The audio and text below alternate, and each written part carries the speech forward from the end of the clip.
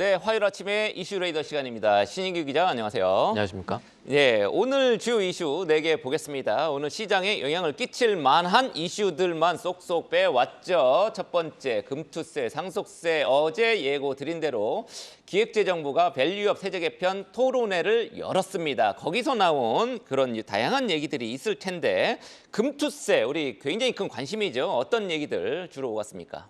학계에서 이번 토론회를 통해서 금투세 폐지하자라는 얘기가 또다시 나왔습니다. 토론회에는 아까 말씀드렸던 것처럼 기재부 인사들도 참여를 했고요. 정부의 세제 개편안 앞두고 열린 토론회들은 사실 여기서 나온 안들이 실제 안에 반영될 가능성이 높기 때문에 한번 살펴보실 부분이 되겠습니다. 주제 발표자로 나선 박성욱 경희대 교수께서 금투세가 시행이 되면 외국인, 그러니까 우리나라 자금이 외국으로 유출되는 가능성이 있다고 말했습니다. 그리고 또 기업 밸류업을 위한 첫 번째 세제 개선 방안으로 상속세율 인하를 꼽기도 했고요. 무슨 논리냐면 상속받은 기업인들은 높은 상속세를 부담하기 위해서 지분 매각이나 주식담보대출들을 시행할 수밖에 없는데 이런 상황들이 지배구조 불안들을 야기해서 기업 가치 떨어뜨릴 가능성 높고 그리고 오너들이 주가 부양할 동력이 많이 사라지는 계기가 이 상속세가 된다는 얘기입니다.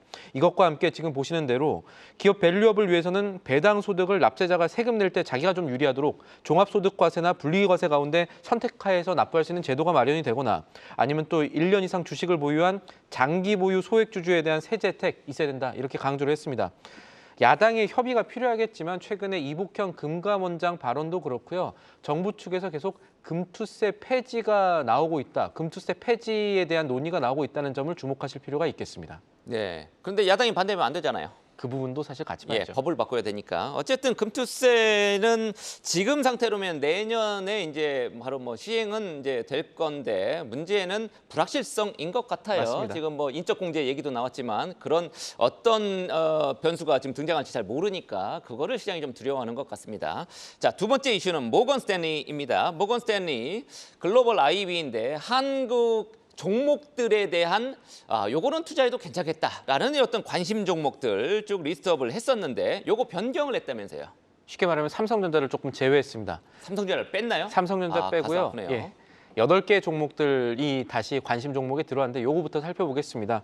모건 스탠리가 보고 있는 한국 내 관심 종목은요. 지금 보신 대로 삼성전기와 SK하이닉스, 아모레퍼시픽, 하이트진로, 한국전력공사, 하나금융, 현대자동차 그리고 옛날 삼성엔지니어링이죠. 삼성 E&A 이렇게 8개를 뽑았고요. 요건 투자할 만하다라는 거죠. 관심 종목에 있다는 건 그런 의미입니다. 그리고 섹터 관련해서도 의견을 내놨는데 방산과 조선, 원전에 대해서는 긍정적이다 이렇게 평가를 했고요. 비중 확대를 추천한 섹터들도 있습니다. 자동차나 금융, IT 섹터가 그렇고요. 반대로 소재와 에너지, 임의 소비재에는 비중 축소, 그러니까 사실상 조금 줄여라 이런 의견을 내놨습니다. 그리고 이번에 모건 스탠리 관심 종목에서 말씀드렸듯 삼성전자 빠졌는데 삼성전자는 주가 상승을 촉진할 뚜렷한 재료가 있기 전까지는 지금 관망을 해야 된다라는 게 모건 스탠리의 의견이었습니다. HBM, 엔비디아 납품 이런 거 되겠네요. 그렇습니다. 네, 그거 꼭 나와주기를 바랍니다. 그 밖에 환율이나 증시 전망 이런 것도 내놨죠? 지수 전망. 모건 스탠리는 연말 원달러 환율이 지금보다 더 높아지는 1,400원대까지 오를 것으로 봤습니다. 그렇습니까? 한국 금리랑 환율이 아무래도 미국의 영향을, 그러니까 정확하게는 미국의 기준금리 영향을 한국은행이 결정하는 한국 기준금리보다 더 받을 수 있다 이렇게 봤고요.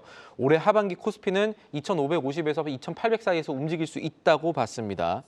그리고 코스피가 특정한 조건을 충족하면은 강세 시나리오 3,100까지도 갈 수 있다라고 봤는데 잠재적인 상승 재료로는 초당적인, 그러니까 여야 협치로 자본시장 개혁이 잘 될 경우, 기업 밸류업이 잘 될 경우 이걸 보고 있는 거고, 기업들이 밸류업 공시 참여율이 시장의 예상보다 높을 경우도 강세 시나리오의 하나로 봤습니다. 또 하나 봐야 될 게 하반기에 편입 가능성이 나오고 있는 세계 국채 지수 WGBI라고 있습니다.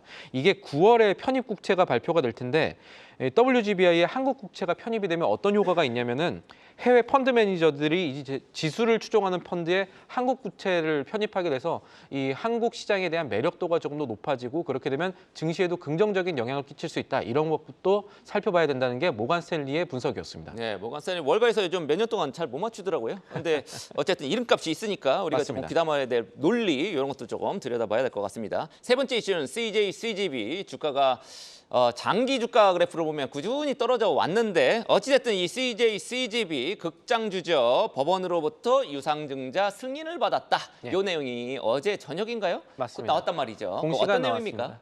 이 내용들 보면은 사실 이거 투자자들이 기대하던 기존 주주들은 좀 기대하던 내용이었습니다.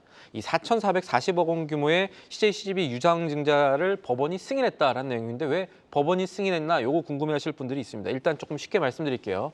이번 구조 보면요, CJ가 돈을 주는 대신에 올리브 네트워크스 지분 100%를 CJ, CGV에 주고 주식을 사오는 뭐 그런 가져가는 방식입니다. 이게 어떤 의미냐면 CJ, CGV로서는 일단 재무구조 개선이라는 큰 산을 넘은 겁니다. 사실 이게 이 유상증자권은 올리브 네트워크스 평가 가치가 좀 과대평가된 거 아니냐 이런 반대 때문에 이뤄지지 못했다가 이번에 법원 판결로 유상증자가 가능해진 것이거든요.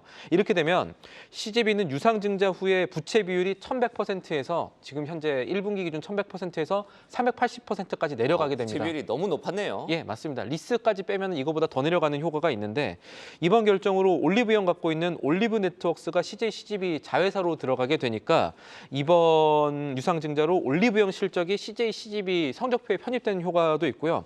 장후 나온 유상증자 공시 이후에 그러니까 시간의 거래에서 어떻게 움직였냐 CJ, CGV는 1% 정도 올랐거든요. 그래서 오늘 장에 어떻게 움직일지 이것도 한번 살펴보실 필요가 있겠습니다. 네, 이재현 회장의 CJ 그룹들 굉장히 잘 나가는데 특히 올리브영을 포함해서 네. CJ, CGV만 조금 계속 좀 안 좋았던 것 같아요. 사실 미국도 AMC 엔터테인먼트 주가 보면은 계속 나락을 갔거든요. 맞습니다. 이 하반기 실적 보면은 이 CJ, CGV 같은 경우는 이 영화들 잘 돼서 괜찮을 거다라고 하는 의견들도 같이 있었습니다. 아, 그렇습니까? 네, 잘 알겠습니다.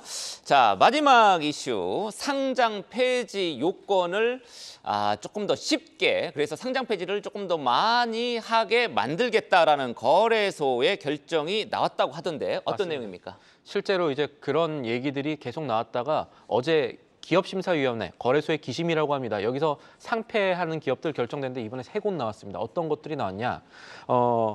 셀리버리와 여러분들 잘 아시는 셀리버리와 더 미동 그리고 한국 타이어 아닙니다. 한국 테크놀로지가 이번에 상폐 결정을 받았습니다. 그래서 오늘부터 정리매매에 들어가게 되는데 셀리버리 같은 경우는 2018년에 성장성 의료 특례 기업으로 들어왔다가 이 거래소 기준 못 채우고 주주들 가슴 많이 아프게 했죠. 이 분기 보고서의 1분기 매출 영원히 찍힌 것입니다. 매출 하나도 못했다는 뜻이고 매출이 영원요? 예, 매출이 야, 영원입니다. 이럴 수가 영업이익이 아니라 매출이 안 났습니다.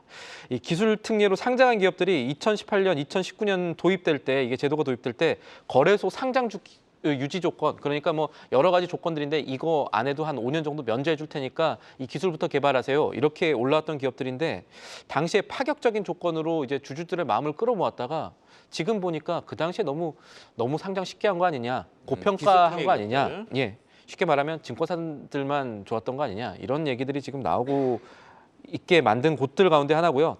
또 미동 같은 경우는 예전에 미동정보통신이라는 곳이었는데 여기는 중국 M&A 세력 때문에 기업 가치가 크게 훼손됐다라는 평가를 받는 곳입니다. 결국 여기도 상장 폐지 수순을 밟게 됐고 그리고 한국 타이어 테크놀로지 아닌 한국 테크놀로지는 이 샤오미 총판 계약 체결했던 그런 곳이거든요. 2년 연속 이 감사 의견 미달하면서 이번에 상폐 결정 받았습니다.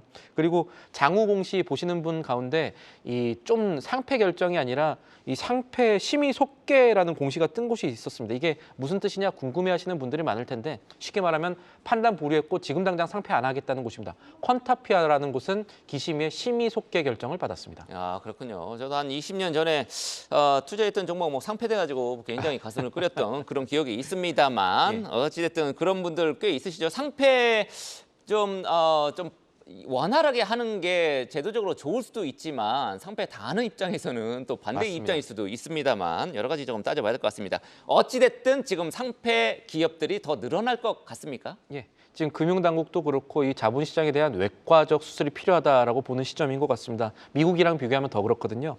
미국이요 지난해에 신규 상장한 기업 대비 폐지된 회사 비율이 146%였습니다. 우리나라 20%밖에 안 되거든요. 그래서 금감원 같은 경우는 올해 상폐 회피 기업들 집중조사 나서기로 했고요.